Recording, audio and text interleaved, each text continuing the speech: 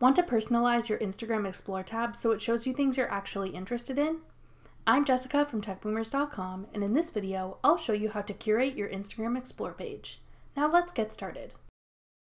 Instagram has added a new update that makes it easy for users to hide posts on their Explore page that they don't like. Open up your Instagram app and go to the Explore page. Then open a post you aren't interested in. Tap the three dots in the top right corner of the post. Then select Not Interested. This will hide the post from your Explore page and also let Instagram's algorithm know that you don't want to see posts like this. On some devices, you can also simply hold down a post on the Explore page to open a pop-up menu, and the Not Interested option can be quickly accessed from there. It also helps improve your Explore page if you open posts you are interested in and like them.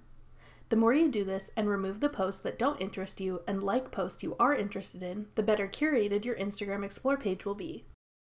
That's all it takes to curate your Explore tab on Instagram. Thanks for watching. If you found this video helpful, we'd love it if you'd hit the thumbs up button below and subscribe to our channel. We put out great new tech tutorials like this one every week.